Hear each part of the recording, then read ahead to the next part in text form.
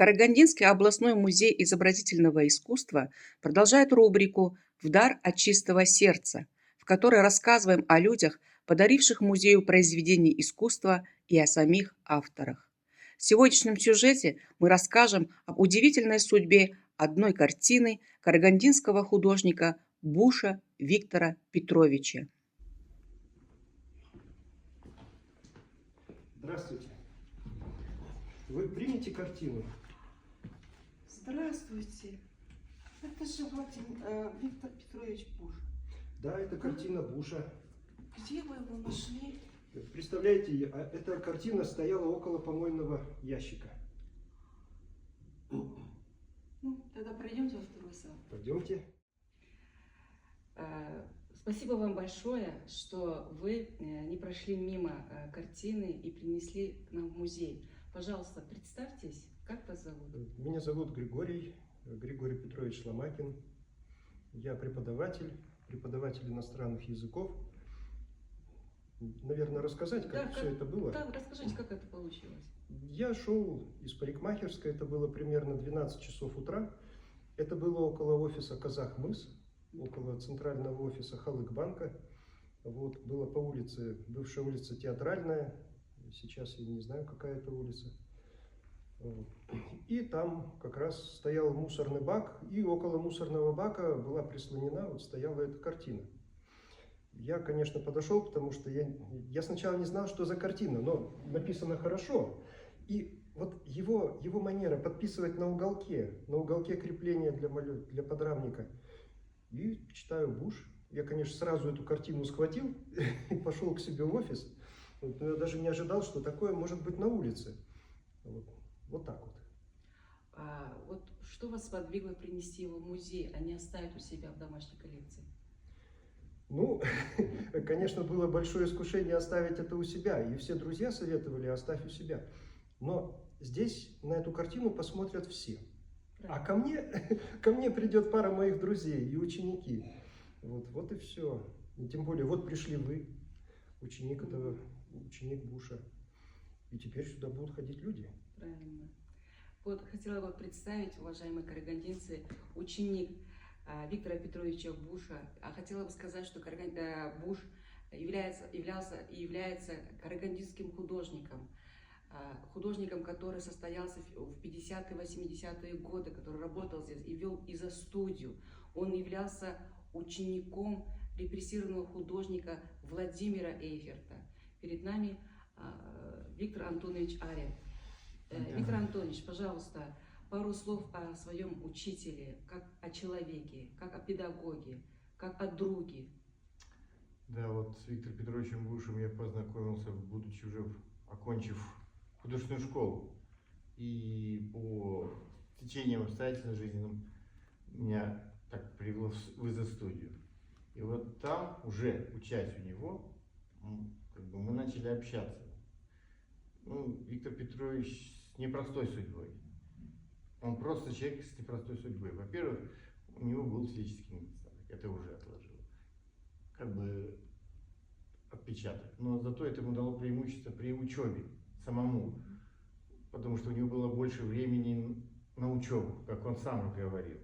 И как его слова всегда нам говорил, всем, кто к нему: самое страшное — остаться в жизни любителем. Да, вот. И совершенно не любил слово хобби. Вот это хобби для него было прям из себя выходить. Вот. Он прекрасный живописец, очень сильный художник. Он один из сильнейших художников Караганды, его работы есть в музеях. И прекрасный педагог, что очень сложно. Во-первых, быть художником — это одно, но быть художником-педагогом — это очень сложно. Передать свой талант, свои способности другим и научить, как правильно, чтобы люди любили искусство. А мы проводили часами в беседах с ним. Да, он был жесткий человек такой, потому что жизнь к нему была не мягка, и он не в роскоши там вырастал. У него были тяжелейшие моменты, он даже, сложно сказать, но даже просил милостыню в свое время молодых, в свое время. Поэтому он все делал для того, чтобы мы любили искусство, чтобы мы отдали.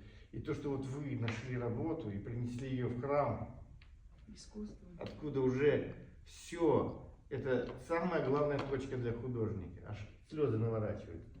Потому что она теперь будет жить, будет работать, будет отдавать свою энергию. И это так жестоко было отнестись, вот даже, ну, люди по безграмотности своей Да. выносят на мусорку такие вещи. Ну, даже пусть они не знают фамилии Буша, но там Но, такая подпись да, сделана. я хочу сказать всем, что, друзья мои, золотыми, если вы сомневаетесь, придите на консультацию в музей, найдите художника возрастных, не молодых, молодые многие не знают, взрослых художников наших, мэтров даже не знают. Вот, поэтому придите в музей, вам скажут, что это за работа, как к ней отнестись, куда ее, поэтому, но когда человек, не могу сдержаться, вынес просто Да, на мусорку, да. цена работы, которая сейчас, она вообще бесценна, потому что Да. автора уже нет, но для таких шкурников, которые, да, миллион, он вынес, начальной цены вынес на мусорку. Вот и судите себе. Дальше уже как бы коллекционеры. Вот щедрый человек. Щедрейший. Я вот Потому что удивляюсь. я бы вцепил. Во-первых, у меня бы ступор был, потому что я присутствовал при работе это, когда написалась эта Во-первых, работа. хочу уточнить, что на данный момент здесь изображено один из уголков Каролинска. Это Чёртов. озеро-бассейн, Чёртово озеро, которое как в народе, написано масляными красками на холсте в 1980 году. Да, эта работа была сделана на заказ. Раньше был социальный заказ такой, гонорарный. Он получил гонорар за это. И как бы написал эту работу, и она явно была в каком-то офисе, ну как сейчас говорят, офис предприятия, все. Там рядышком был головной офис Казахмыс. Ну давайте мы сейчас Ну, это не будем, об да, этом, уже чтобы ладно. они Это там скажут, я- что они вынесли. Ну, И не он сделал очень много эскизов.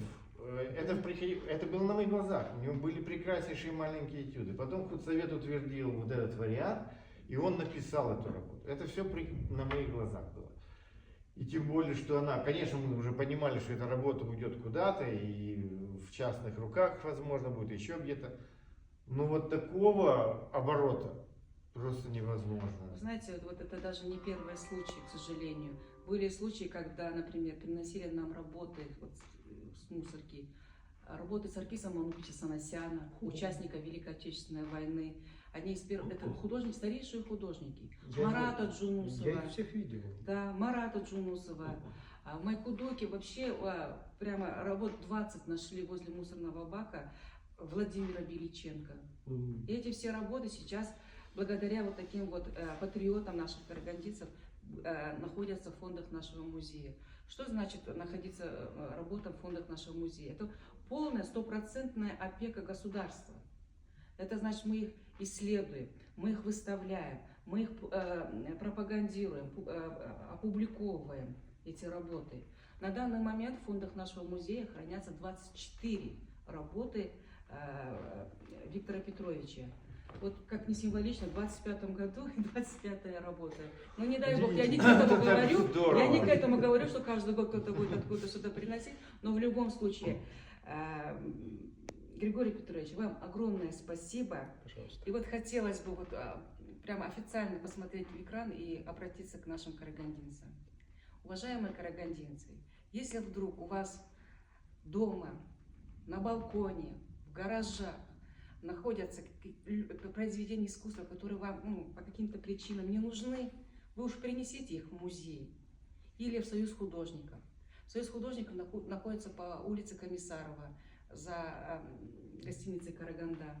Мы находимся по адресу Бухар-Жирау, 76. А сейчас такая официальная часть. Мы, как государственная организация, мы должны подписать официальные документы. Это акт на постоянное хранение. Пожалуйста, подпишите вот этот документ. Пожалуйста, на 2 языках. Вы сдаете, я у вас принимаю. Да, и хотелось бы сказать действительно, что художники работают для людей, для того, чтобы люди, ну, как бы не просто украшали свое жилье, как сейчас принято там, ну, кому-то не подходит, допустим, по евро ремонту работа, К как бы. сожалению, да, вот И пытаться приходить в музей, просто образовываться, и тогда вы будете точно знать ценности тех произведений, Сейчас которые же- создают карагандинские художники, и не только, потому что у нас передвижных выставок много, правда? конечно. Поэтому всегда будете получать достоверную консультацию. Сейчас же нетрудно заглянуть в интернет, посмотреть, тем более работа подписана. Ты загляни. Не безымянно. Да, ты загляни, посмотри, это же все очень просто делается. Ведь работы художников 50-х, 60-х годов мы собираем сейчас по крупицам. У населения на руках оно есть. Если они его сохраняют, берегут, это, конечно, очень здорово. Но если оно не нужно, к сожалению, бывает так. Бывают разные случаи, связанные с переездом или еще с чем-то.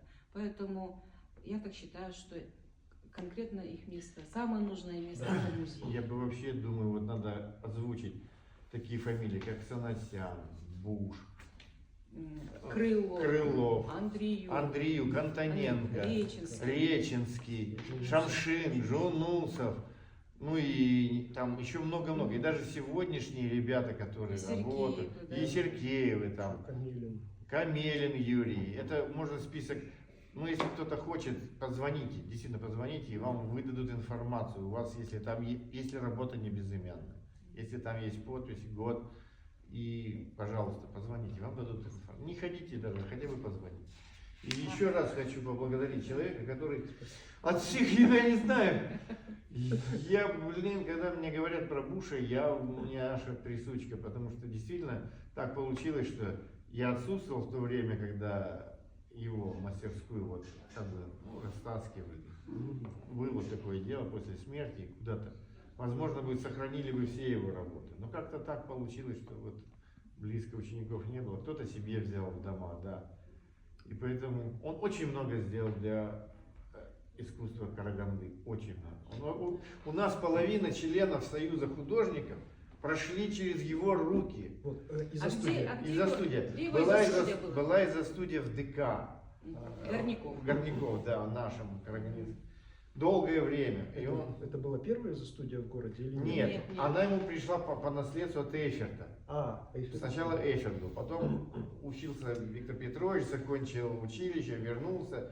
И со временем, когда не стало Эйферта, стал занимать это место Виктор Петрович. И очень долгие годы, прекрасных художников он научил. У него по 5 человек ежегодно поступали. Это, если кто понимает, что В университеты, да? в институт, в училище, неважно. Человек, преподающий в изо-студии, готовил 5 художников в год. Это сумасшедшие Производительность. это даже, понимаете, если даже у нас в группе 30 человек училось в училище. И нам говорили, если из вас 2 поступят, это результат для училища. А у него ежегодно 5 человек. Это сила, это просто сила. Несмотря на его суровый характер, конечно, ну, наверное, поэтому... А может из-за этого? Может он, да, он очень был таким непростым, жестким человеком, но справедливым. И всегда за искусство бился, и никогда ни от кого не уходил в сторону. И всегда, если правда, то правда. У него не было вот серединки, да или нет. Рубанет, рубанет. Григорий Петрович, вам огромное спасибо. Этот акт имеет юридическую силу. Теперь официально эта работа является государственным достоянием народа страны. Я Большое очень вам рад. спасибо.